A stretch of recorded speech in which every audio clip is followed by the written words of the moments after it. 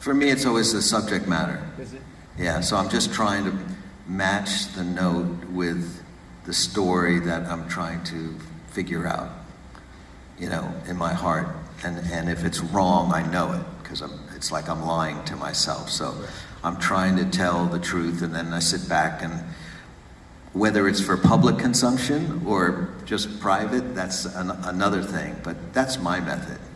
I should point out, though, I spent my whole career studying the effect of notes on the audience. So remember, we were doing this thing at one of the camps, and I asked Steve to play a really beautiful E chord, and he played a really beautiful E chord, and I played an F. It just totally ruined it, you know what I mean? But I was trying to make a point that they're just notes. And they're either appropriate for the moment, or they're completely inappropriate. And so I was just finding the most inappropriate note to accompany this beautiful E chord that he had played.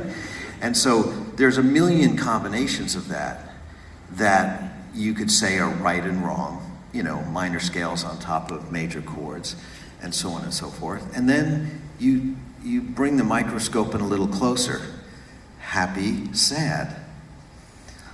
Wondering, kind of figuring it out, you know, dreaming, imagining, you know, there's the subtleties, they get really beautiful and diverse, and there should be a way for musicians to express it, because that's our job. People want us to express life with notes. So that's what we have to understand, is the effect of notes on people, so you get the right response at the right time.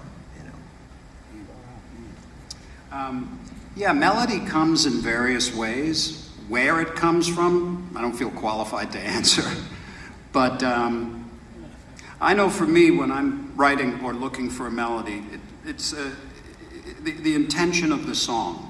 You know, what is the intention of the song, the story of the song? And if you put yourself in, well, say, the first way that melodies used to come is playing around with scales, trying to find notes that work, trying to match them together, and then going, okay, that's it, well, maybe what else works, you know, so it's like a neck search, you know, using your ear. So that's... Do you start with a bass, like riff and chords and like a... It can be any way. See, that's the thing. People think there's a secret to it. If I asked you to stand up right now and just sing a melody without thinking, you'd notice there's melody in you. Absolutely. There's melody in everybody, you know. So that melody that's in you, that's a different approach, as opposed to more of an intellectualized approach of trying to find the notes that work because this is the chord and this is the scale. So but that works. You're still using your ear, obviously, but there's another approach, and it's where you kind of let the song tell you what the melody is. You listen, it's like a shifting of focus from an intellectualized examination to listening in your own head. Just listening, what is it saying?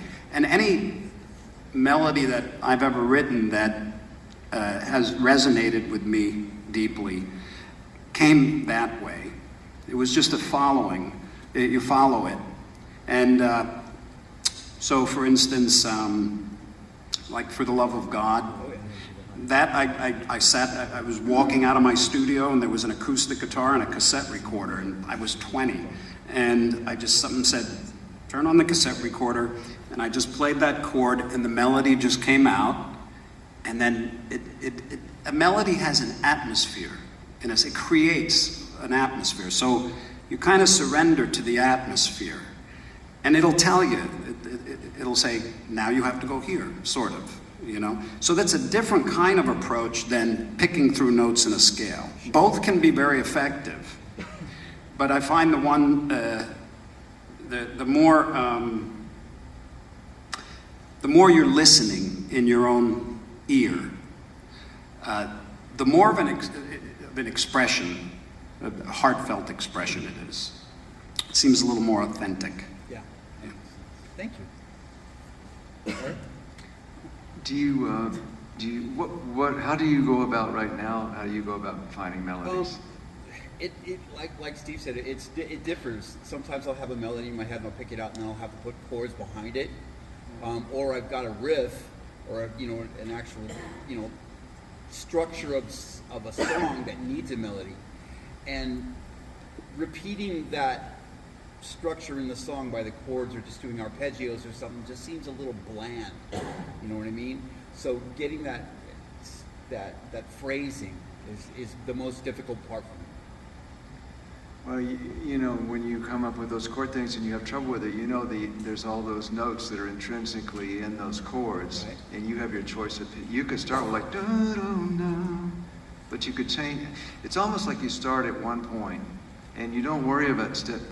Yesterday, Steve had this wonderful young man, 11 years old, stand up and sing a melody, and right after he did that, I started thinking about chord changes you could have done to the melody. Right. And he said, "Oh, you actually can play a B flat major 7th behind that A."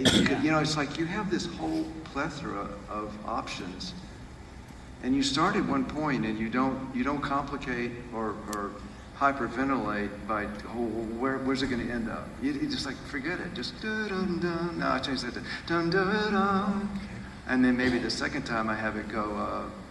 And